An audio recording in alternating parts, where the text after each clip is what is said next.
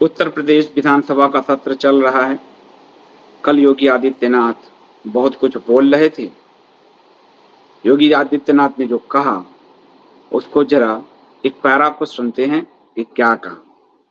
उन्होंने कहा, मेरा दायित्व बनता है, मैं यहाँ नौकरी करने नहीं आया हूं। ये दिल्ली सल्तनत को सुनाया गया कि मैं गुलाम नहीं हूं किसी का, मैं किसी पार्टी की नौकरी करने नहीं आया हूं। मैं यहाँ नौकरी करने नहीं आया हूं, कतई नहीं, कतई नौकरी करने नहीं आया हूं। इस पर उनका बड़ा भारी जोर था। मैं यहाँ पर इस बात के लिए आया हूं, अगर वह जो भी जिस बात के लिए आया हूं वो मैं करूंगा। और ये लड़ाई सामान्य लड़ाई नहीं है, यह प्रतिष्ठा की लड़ाई भी नहीं है। मुझे प्रतिष्ठा प्राप्त करनी होती तो मुझे इससे अधिक प्रतिष्ठा मठ में मिल जाती है, मुझे आवश्यकता नहीं है।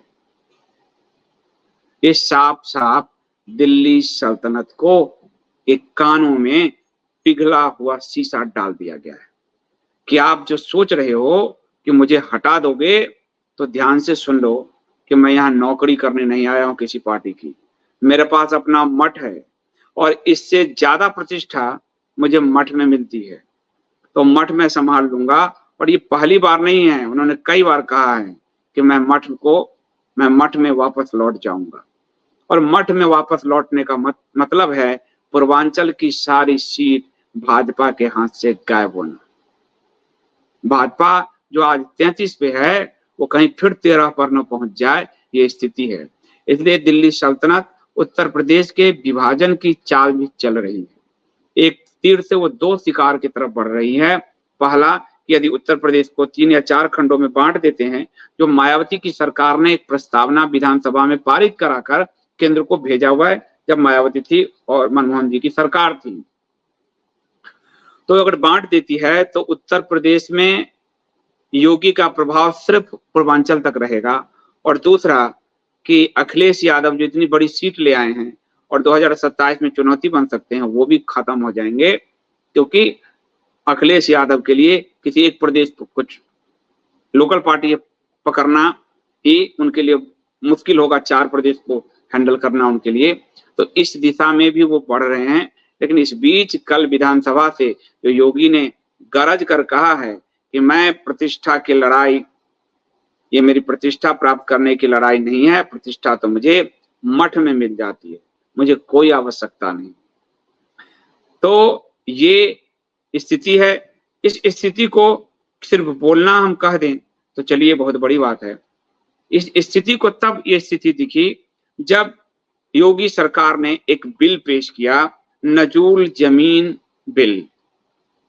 नजूल जमीन बिल को पेश किया और उसके बाद योगी के विरुद्ध उसके ही भाजपा के विधायक, भाजपा के मंत्री और उत्तर प्रदेश भाजपा के प्रदेश अध्यक्ष सब उतर गए। साथ ही भाजपा के सभी सहयोगी दल, चाहे वो निषाद की पार्टी हो, चाहे अनुप्रिया पटेल की पार्टी हो, सब एक साथ झुंड में टूट पड़े। अकेले हैं योगी, उनके मंत्री भी इस मामले में उनका साथ छोड़ चुके, विधायक भी छोड़ चुके, सहयोगी पार्टी भी छोड़ चुके और प्रदेश अध्यक्ष भाजपा के वो भी उनका साथ छोड़ चुके।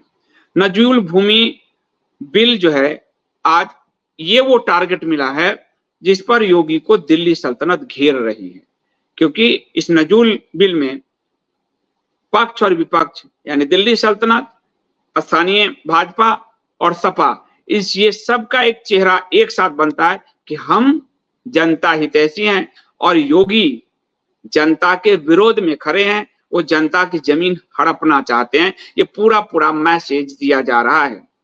विधानसभा में ये बिल पारित हो गया और बड़ी चालाकी हुई कि योगी ने इसके लिए बैठक की, दोनों उप मुख्यमंत्रियों के साथ भी, जो दिल्ली सल्तनत के 2 प्यादे हैं उनके साथ भी बैठक की और बैठक में दोनों ने सहमति दे दी कि ठीक है, बिल अच्छा है।